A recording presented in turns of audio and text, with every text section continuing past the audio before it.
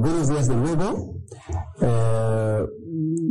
Vamos a continuar con estas clases de lingüística del texto. Después de la primera parte en la que hemos abordado la definición de la lingüística del texto, un intento de acercamiento al texto a través de las definiciones aportadas, de algunas definiciones aportadas y a través también de las propiedades. Vamos a ver ahora las partes. Esta etapa nos sitúa en la estructura, una estructuración del texto y forma parte también de la coherencia de la que hace poco hemos hablado. Habitualmente, en todo el texto tenemos que distinguir partes. La lectura a veces nos las facilita, pero también a veces la disposición gráfica del texto nos las enseña. Pues las partes de un texto en general se manifiestan a través de las palabras, a través de las oraciones, a través de periodos, de párrafos, de capítulos, de secuencias, etc.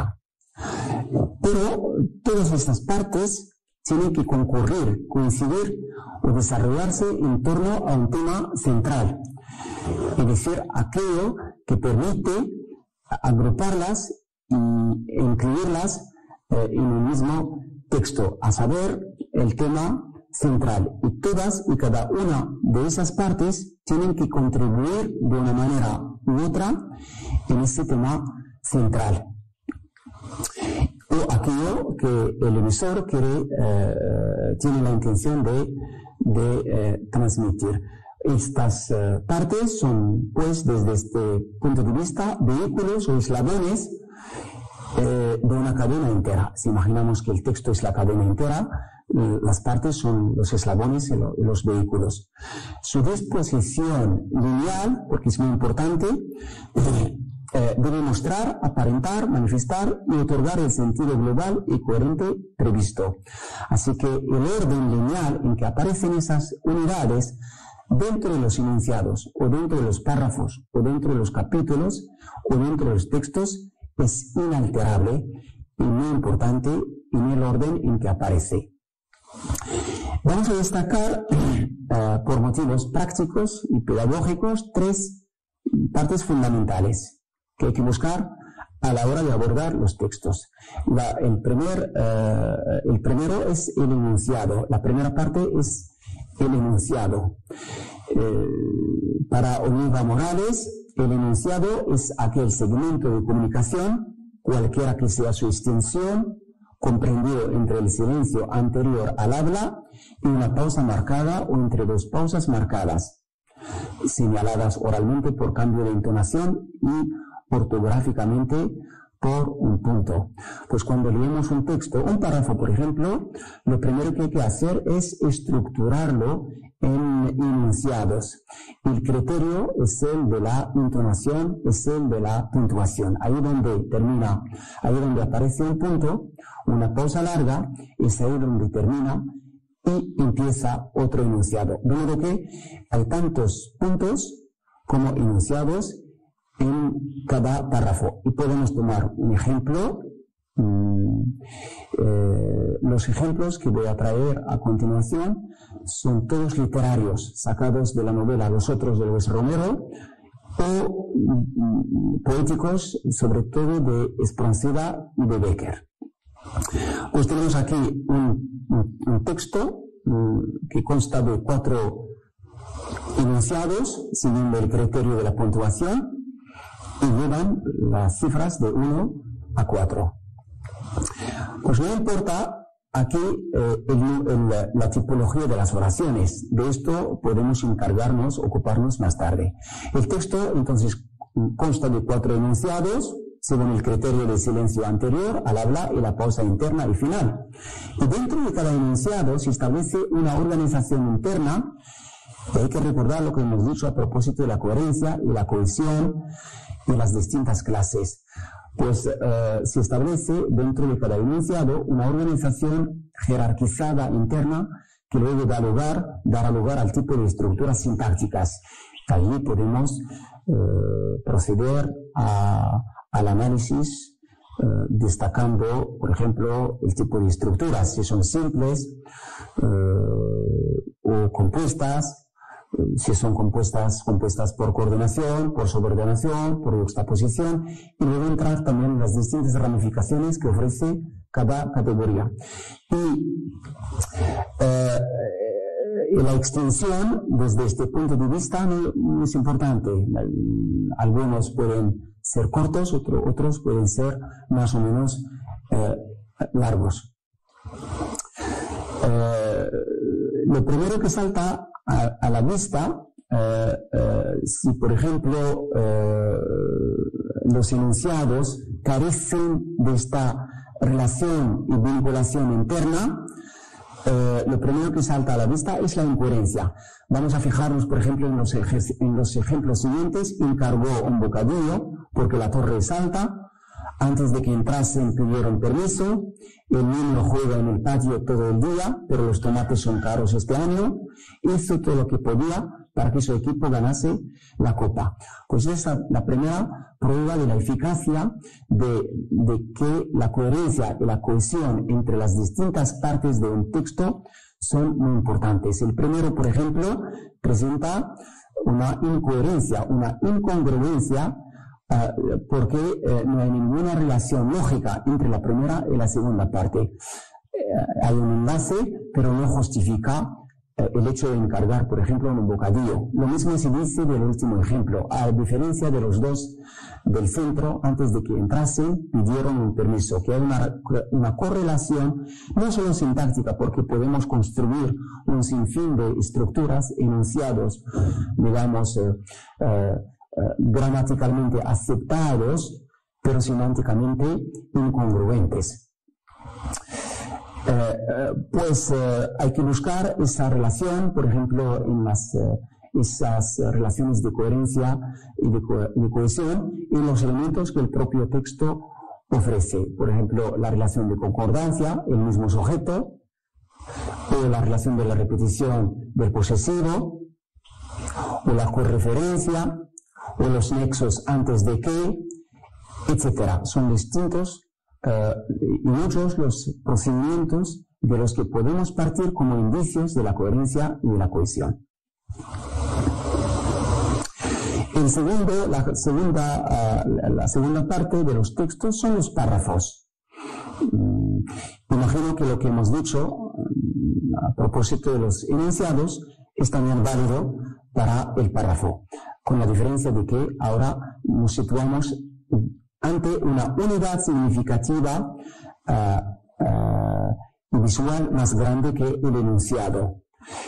Desarrolla el párrafo una unidad, una única idea completa, distinta de la de los otros párrafos.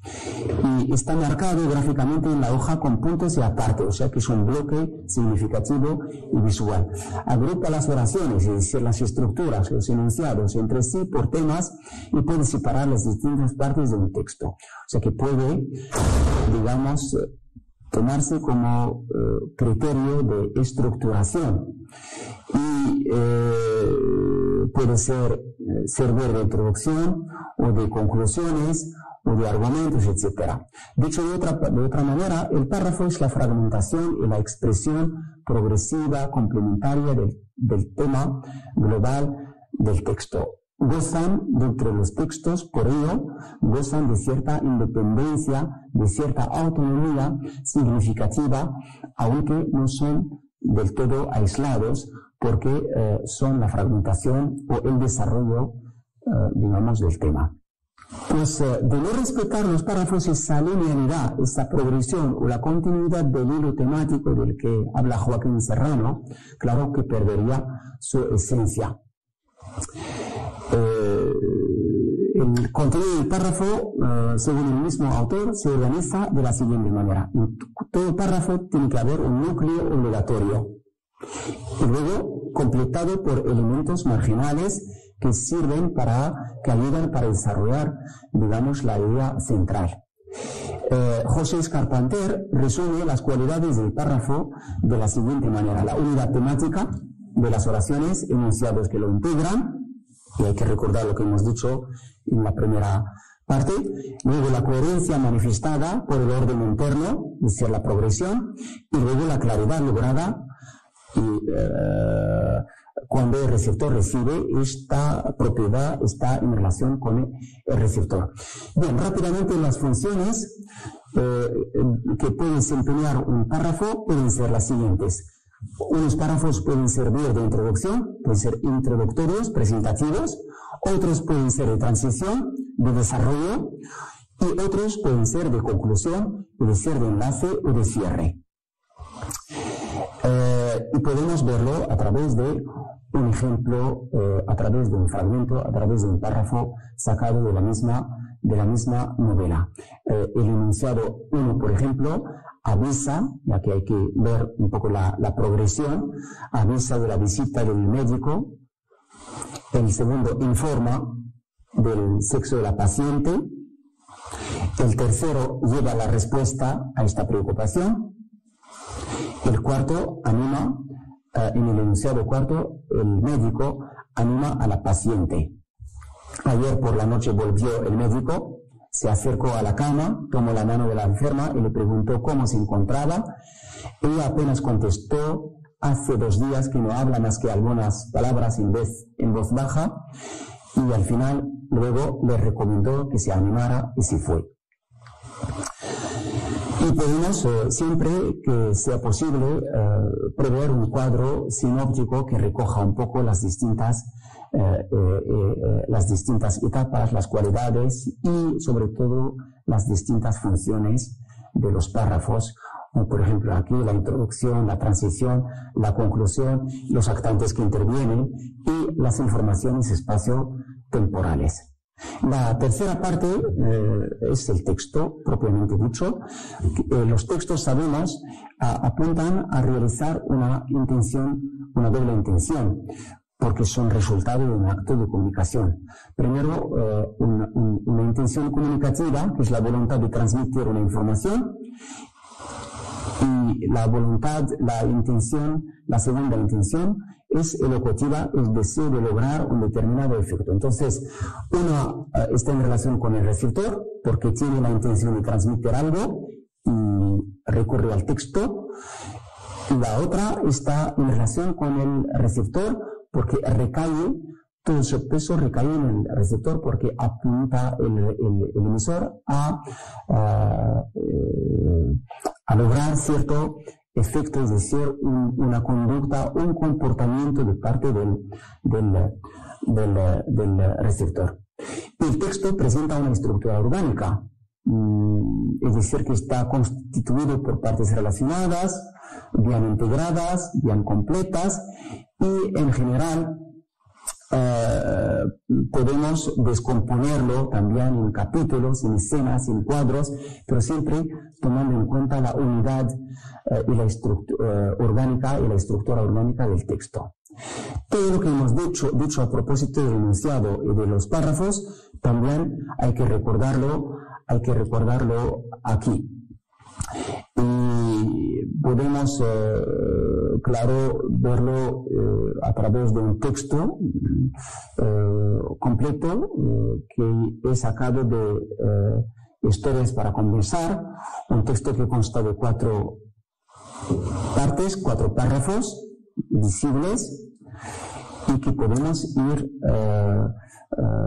analizando, diciendo que el primero, por ejemplo, el primer párrafo abre la sesión, es inicial, presenta a un oficinista. El segundo es esencial de desarrollo. El tercero sirve de transición. El cuarto representa la conclusión o el desenlace. Las coherencias las podemos ver rápidamente a través de la coherencia global, porque existe un núcleo informativo en torno al cual giran las demás ideas, que digamos, este núcleo informativo es la depresión que padece un oficinista, y luego la coherencia lineal, que es la progresión lineal de los párrafos 1, 2, 3 y 4 en este orden. La coherencia local hay que buscarla, digamos, en las relaciones lógico-significativas que hay, claro, recordando todo cuanto hemos dicho a propósito del enunciado y de los párrafos. Y aquí un cuadro que recoge un poco las partes del texto, que pueden ser enunciado, periodo, párrafo, textos, etc. Bien, a continuación pasamos al examen de los distintos mecanismos y procedimientos lingüísticos, por lo menos en este nivel inicial de la lingüística del texto. Y vamos a empezar por el primer recurso, que es recurrencia o repetición anafórica. Es un procedimiento de cohesión textual a nivel superficial. Todos los procedimientos que a continuación vamos a ver tienen que ver con la estructura de superficie, es decir, con la estructura fónica, con lo que está escrito o lo que nosotros escuchamos, si es un texto oral. Tiene, claro, este procedimiento de la anáfora o de la redundancia o la repetición tiene doble objetivo. Primero, unir las partes de los párrafos o las ideas, repitiendo algún elemento para mantener viva la idea de unidad del texto. Entonces, el objetivo primero es unir las partes del texto. El otro es mantener la referencia, el recuerdo del ser, porque muchas veces necesitamos recordar repitiendo la misma palabra o repitiendo la misma idea a través de otras palabras. Y vamos a ver a través de ejemplos concretos una serie de ejemplos, una serie de situaciones en las que esta recurrencia, en la que vamos a demostrar que la recurrencia puede ser asumida por distintas categorías gramaticales. Vamos a empezar, por ejemplo, por un caso de la recurrencia nominal en el poema de Espronceda, donde vemos muy claramente la repetición anafórica de la palabra amor.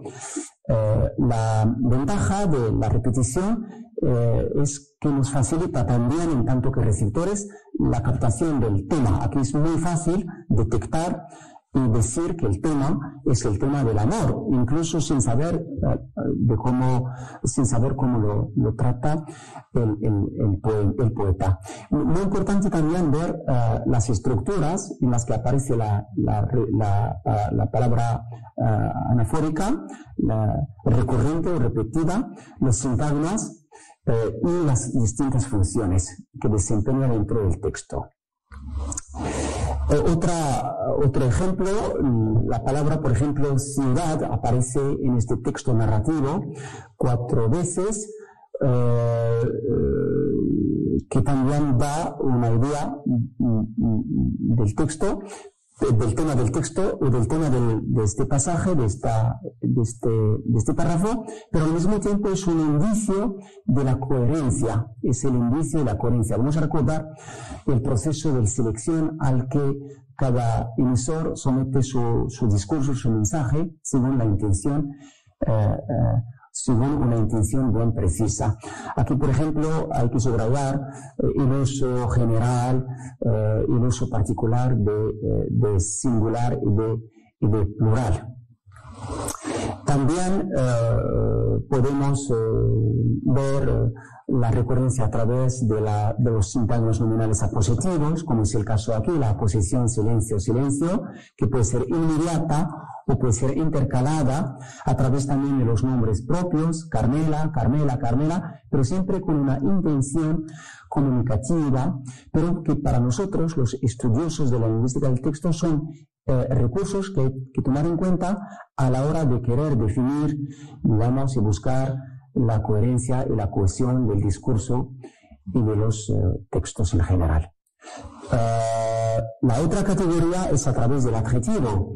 En esta rima de Becker notamos la repetición de la misma palabra, del mismo adjetivo, metafórico, claro. Estamos hablando de poesía romántica, y estamos ante una pregunta retórica, y estamos ante unos términos que rodean, que es el contexto un poco lingüístico, adjetivos como sombrío, triste, melancólicas, y sustantivos como páramo, valle, nieves, que claro, refuerzan un poco este aire negativo en relación con esta pregunta, este quehacer existencialista del poeta romántico.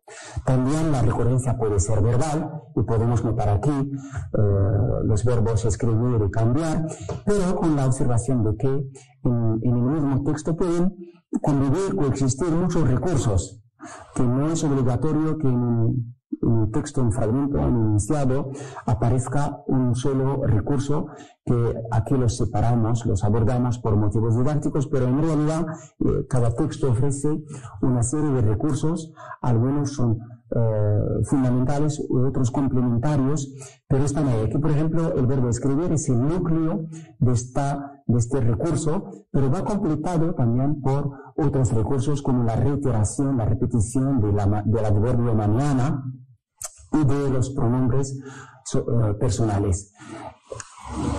La otra manifestación de las recurrencias es a través de los sintagmas, puede ser sintagmática también. Y ya no es una palabra, sino todo un sintagma, que puede ser nominal, puede ser verbal, puede ser adverbial, etc. Es decir, un conjunto de palabras. Aquí subrayamos en rojo, ni con todo el dinero del mundo, y luego hay que ponerlo en su contexto para justificar la repetición y la recurrencia. La recurrencia también puede ser oracional, un nivel mucho más alto. Es una oración que se repite y a veces puede crear efectos de paralelismo, efectos a veces también poéticos o estructurales, como es el caso de sería horrible, que abre y cierra este enunciado. Las locuciones conjuntivas, las conjunciones como las que tenemos en estos ejemplos, como sí, o bien la conjunción de la condición sí. También los pronombres, los adverbios, los pronombres relativos, los pronombres posesivos, los pronombres relativos y los adverbios, por ejemplo, de modo, de tiempo y de lugar. Todos están ahí por una intención previa de parte del autor o de parte del emisor. Y todos son indicios para nosotros, se tienen que tomar como indicios de la elaboración y de la construcción bien intencionada, bien pensada, y son recursos, claro, de coherencia y de cohesión. También los indefinidos, las preposiciones, ahí donde aparezcan se tienen que interpretar como mecanismos de cohesión y de coherencia. A veces también en un nivel más alto, a nivel de la poesía, por ejemplo, podemos dar con estrofas afines, semejantes, que tienen la misma estructura. Es el caso aquí de estas estrofas de Becker, que crean un paralelismo y un equilibrio. Aquí tenemos los colores para subrayar y mostrarlo, y al final se pueden reducir a un mismo esquema que genera todos los versos. Por ejemplo, el primer verso de las dos estrofas es siempre un pronombre, más el verbo ser, más el atributo, más la coordinación, más el pronombre, más el atributo. El segundo es siempre un sintagma numeral, una oración relativa. El tercero es una perífrasis, tener que más infinitivo, más coordinación optativa, más infinitivo. El cuarto es un estribillo negativo. Y claro que estos recursos también se tienen que aprovechar como mecanismos de coherencia y de cohesión.